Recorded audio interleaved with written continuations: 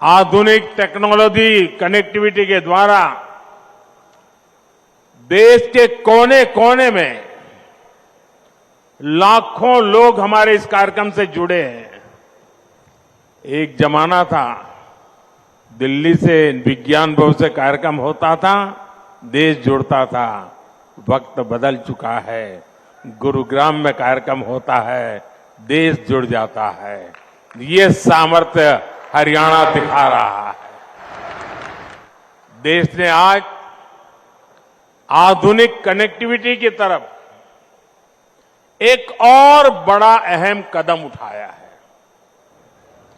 मुझे खुशी है कि आज मुझे द्वारका एक्सप्रेसवे को देश को समर्पित करने का अवसर मिला है।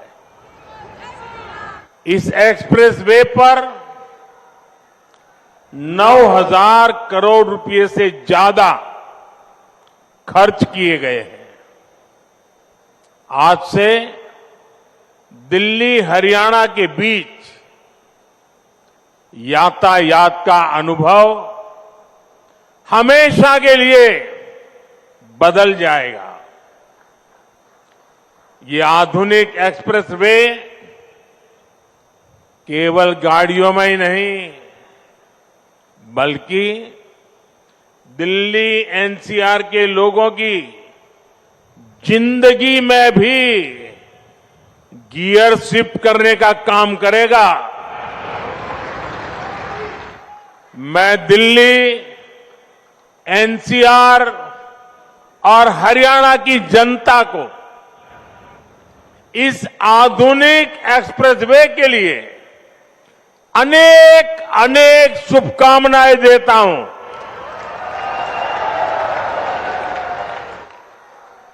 साथियों, पहले की सरकारें छोटी सी कोई योजना बनाकर छोटा सा कार्यक्रम करके उसकी डुगडुगी 5 साल तक पीटते रहते थे।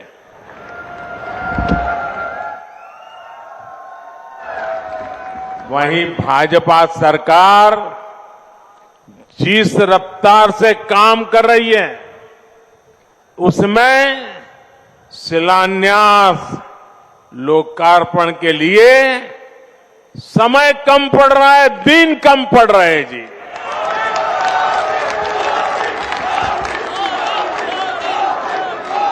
साल 2024 में ही, यहां के लोग तो ज्यादा समझदार है, आप सुनिए, 2024 में ही, यानी अभी 2024 का 3 महीना भी पूरा नहीं हुआ है, इतने कम समय में अब तक 10 लाख करोड़ रुपए की परियोजनाओं का या तो शिलान्यास किया है या तो लोकार्पण हो चुका है।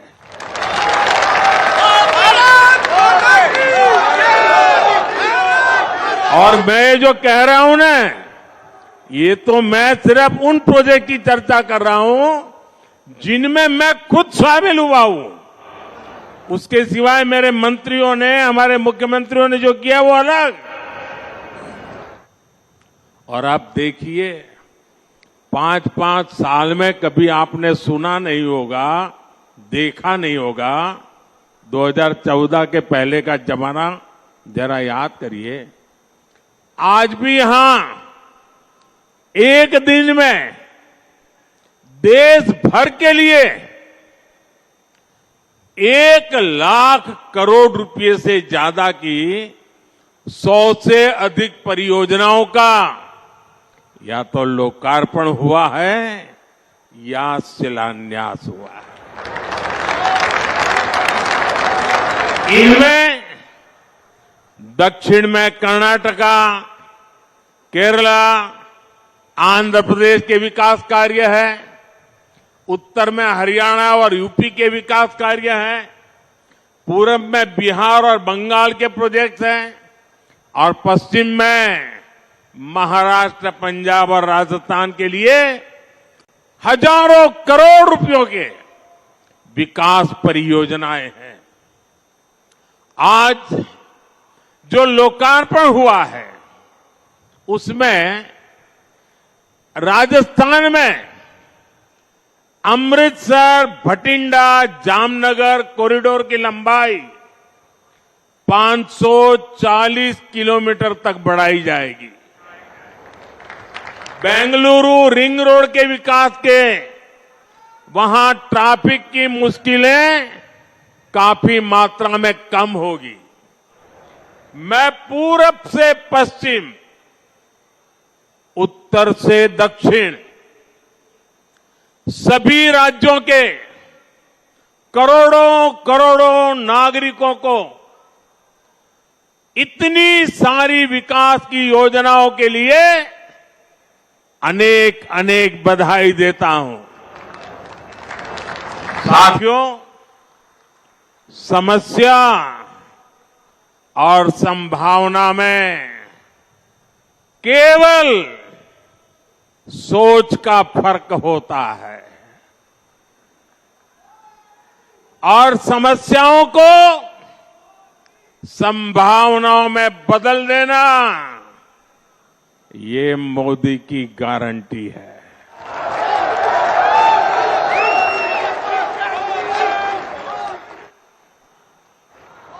द्वारका एक्सप्रेसवे खुद इसका बहुत बड़ा उदाहरण है। आज यहां द्वारका एक्सप्रेसवे का निर्माण हुआ है। एक समय शाम ढलने के बाद लोग इधर आने से बचते थे। टैक्सी ड्राइवर भी मना कर देते थे कि इधर नहीं आना है। इस पूरे इलाके को असुरक्षित समझा जाता था, लेकिन आज कई बड़ी कंपनियां यहां आकर अपने प्रोजेक्ट्स लगा रही हैं। ये इलाका एनसीआर के सबसे तेजी से विकसित हो रहे इलाकों में शामिल हो रहा है। ये एक्सप्रेसवे दिल्ली में इंदिरा गांधी अंतर्राष्ट्रीय हवाई अड्डे तक कनेक्टिविटी को बेहतर बनाएगा। इससे एनसीआर का इंटीग्रेशन बेहतर होगा। यहां इकोनॉमिक एक्टिविटीज को गति मिलेगी। और साथियों, द्वारका एक्सप्रेसवे जब दिल्ली मुंबई एक्सप्रेसवे से जुड़ेगा तो एक नए अध्याय की शुरुआत होगी। पूरे पश्चिमी भारत में ये कॉरिडोर इंडस्ट्री और एक्सपोर्ट को एक नई एनर्जी देने का काम करेगा। इस एक्सप्रेसवे के निर्माण में हरियाणा सरकार और विशेषकर मुख्यमंत्री मनोहर लाल जी को उनकी जो तत्परता रही है, मैं आज इसकी भी सराहना करूंगा। हरियाणा के विकास के लिए जिस तरह मनोहर लाल जी दिन रात काम करते रहे हैं, उसने राज्य में आधुनिक इंफ्रास्ट्रक्चर का एक बड़ा नेटवर्क तैयार कर दिया है।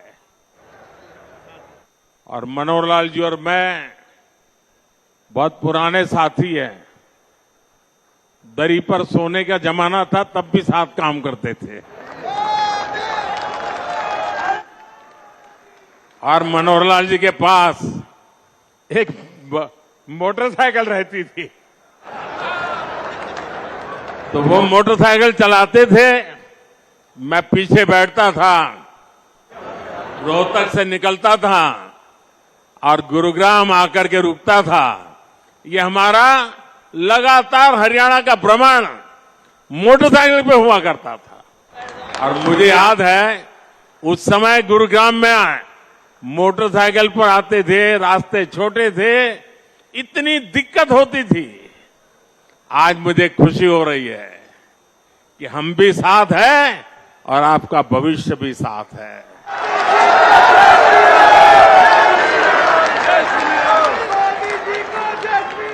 विकसित हरियाणा, विकसित भारत के मूल मंत्र को हरियाणा की राज्य सरकार मनोहर जी के नेतृत्व में निरंतर सशक्त कर रही है। साथियों, 21वीं सदी का भारत बड़े विजन का भारत है। ये बड़े लक्ष्यों का भारत है। आज का भारत प्रगति की रफ्तार से कोई समझौता नहीं कर सकता। और आप लोगों ने अब मुझे भली भांति जाना भी है, पहचाना भी है, समझा भी है। आपने देखा होगा, न मैं छोटा सोच सकता हूं, न मैं मामूली सपने देखता हूं, न ही मैं मामूली संकल्प करता हूं। मुझे जो भी करना है विराट चाहिए, विशाल चाहिए, तेज गति से चाहिए। इसलिए कि मुझे 2047 में हिंदुस्तान को विकसित भारत के रूप में देखना है। दोस्तों, आपके बच्चों के उज्जवल भविष्य के लिए जी जान से जुटे रहना है। जी,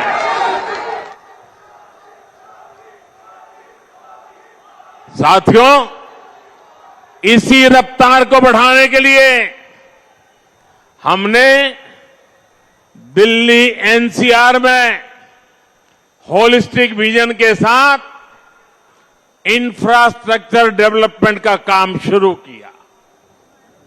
हमने बड़े प्रोजेक्ट्स को तय समय सीमा में पूरा करने का टारगेट रखा।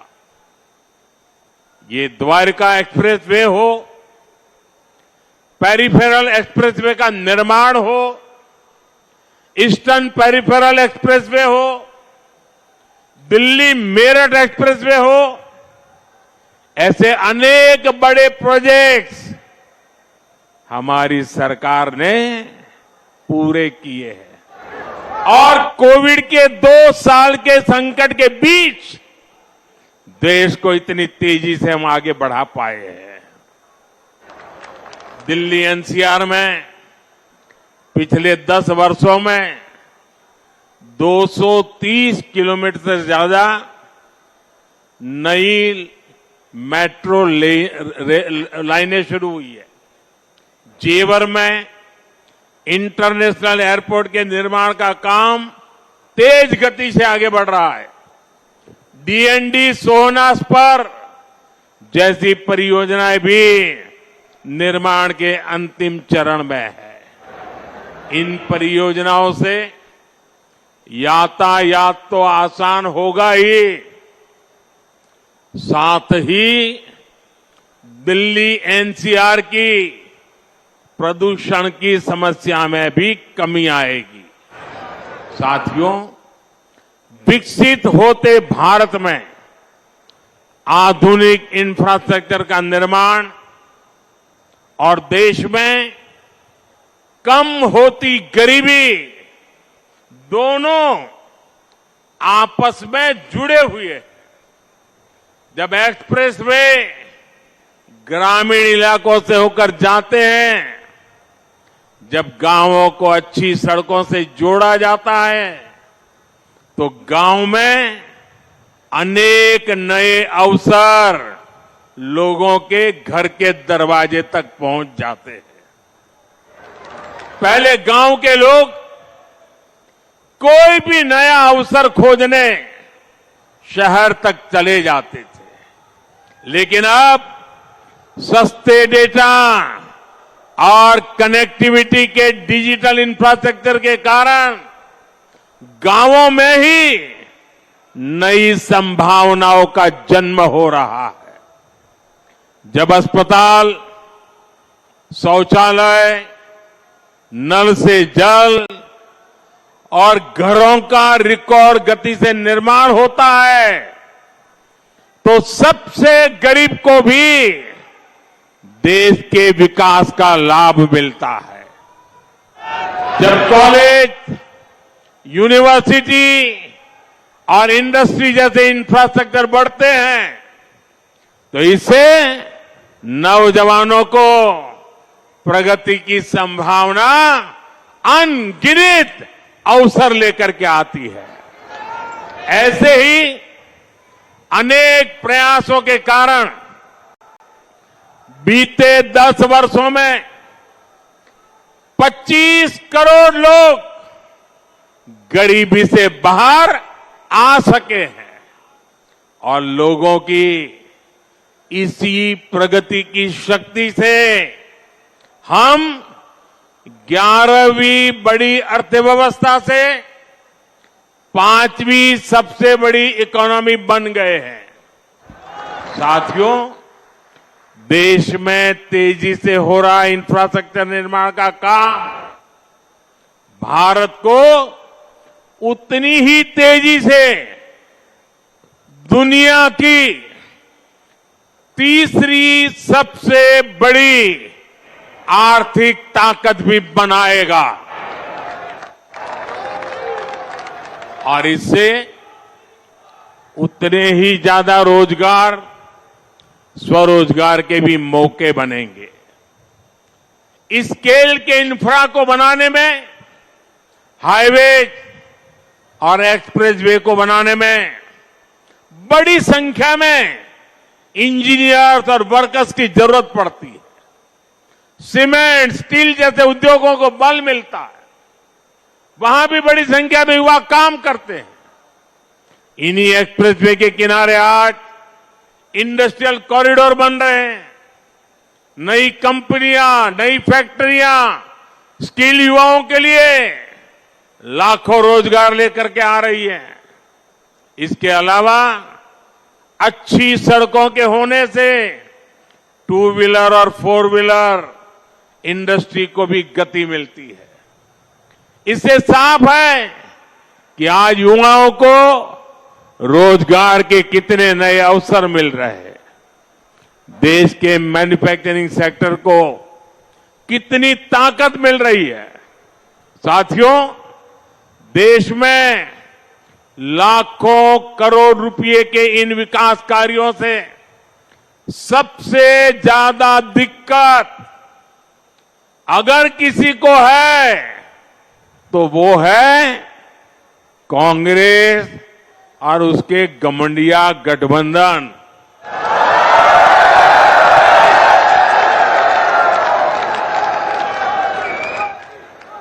उनकी नींद हराम हो गई है। इतने सारे विकास के काम और वो एक की बात कर रहे हैं तो मोदी 10 और कर देता है। उनको समझ ही नहीं आ रहा है क्या इतनी तेजी से काम भी हो सकते हैं क्या। और इसलिए अब विकास के मुद्दों पर चर्चा करने की उनकी ताकत बची नहीं है। और इसलिए वो लोग कह रहे हैं कि मोदी चुनाव की वजह से लाखों करोड़ रुपयों के काम कर रहा है। 10 वर्षों में देश इतना बदल गया, लेकिन कांग्रेस और उसके दोस्तों का चश्मा नहीं बदला है। इनके चश्मे का नंबर अभी भी वही है, all negative, all negative. Negativity और केवल नेगेटिविटी यही कांग्रेस और इंडी गठबंधन वालों का चरित्र बन गया है। ये तो वो लोग हैं जो केवल चुनावी घोषणाओं की सरकार चलाते थे। इन्होंने 2006 में नेशनल हाईवे डेवलपमेंट प्रोजेक्ट के तहत 1000 किलोमीटर एक्सप्रेसवे बनाने का ऐलान किया था, लेकिन ये लोग घोषणा कर करके घोंसले में घुस गए, हाथ पर हाथ रख करके बैठे रहे। ईस्टर्न पेरिफेरल एक्सप्रेसवे की बातें 2008 में की गई थी, लेकिन इसे पूरा हमारी सरकार ने 2018 में किया। द्वारका एक्सप्रेसवे और एक्सटेंशन रोड का काम भी 20 वर्षों से लटका था। हमारी डबल इंजन की सरकार ने सभी मुद्दों को सुलझाया और हर प्रोजेक्ट को पूरा भी किया। आज हमारी सरकार जिस काम का शिलान्यास करती है, उसे समय पर पूरा करने के लिए भी उतनी ही मेहनत करती है। और तब हम ये नहीं देखते हैं कि चुनाव है या नहीं। आज आप देख लीजिए, देश के गांवों को लाखों किलोमीटर ऑप्टिक फाइबर केबल से जोड़ा गया है। चाहे चुनाव हो या न हो, आज देश के छोटे शहरों तक में एयरपोर्ट बनाए जा रहे हैं। चाहे चुनाव हो या न हो, आज देश के गांव-गांव तक सड़कों का निर्माण किया गया है। चाहे चुनाव हो या न हो, हम टैक्स पेयर के एक एक पैसे की कीमत जानते हैं और यही कारण है कि हमने योजनाओं को तय बजट और तय समय में पूरा किया है। पहले इंफ्रास्ट्रक्चर की घोषणा चुनाव जीतने के लिए होती थी, अब चुनाव में इंफ्रास्ट्रक्चर के काम पूरे होने की बात होती है। यही नया भारत है। पहले डिले होते थे, अब डिलीवरी होती है। पहले विलंब होता था, अब विकास होता है। आज हम देश में 9,000 किलोमीटर हाई स्पीड कॉरिडोर बनाने पर फोकस कर रहे हैं। इसमें से करीब 4,000 किलोमीटर हाई स्पीड कॉरिडोर बनकर तैयार हो चुका है। 2014 तक सिर्फ 5 शहरों में मेट्रो की सुविधा थी, आज 21 शहरों में मेट्रो की सुविधा है। इन कामों के पीछे लंबी प्लानिंग लगती है, दिन रात की मेहनत लगती है। ये काम विकास के विजन से होते हैं। ये काम तब होते हैं जब नीयत सही होती है। अगले 5 वर्षों में विकास की ये गति और कई गुना तेज होगी। कांग्रेस ने 7 दशक तक जो गड्ढे खोदे थे, वो अब तेजी से भरे जा रहे हैं। अगले 5 वर्ष अपनी इस नींव पर बुलंद इमारत बनाने का काम होने वाला है और ये मोदी की गारंटी है। साथियों, आप सभी को इस विकास के लिए मैं बहुत बहुत बधाई देता हूं।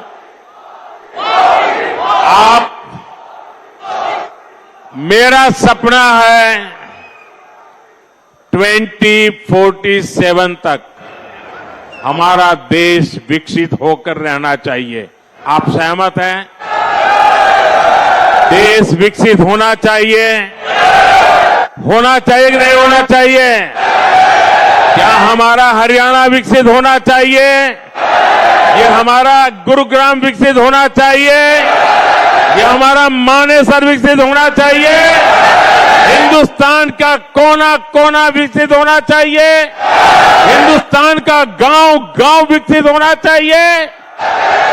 तो विकास के उस उत्सव के लिए आइए मेरे साथ अपने मोबाइल फोन बाहर निकालिए, अपने मोबाइल फोन की फ्लैश लाइट चालू कीजिए और ये विकास के उत्सव को इनवाइट कीजिए आप। चारों तरफ मंच पर भी मोबाइल फोन वाले जरा, चारों तरफ जिन जिन के पास मोबाइल है, हर एक के मोबाइल फोन का फ्लैश लाइट चले। इस विकास का उत्सव है ये, विकास का संकल्प है ये आपकी भावी पीढ़ी के उज्जवल भविष्य के लिए मेहनत करने का संकल्प है, जी जान से जुटने का संकल्प है। मेरे साथ बोलिए भारत माता की, भारत माता की, भारत माता की। बहुत बहुत धन्यवाद।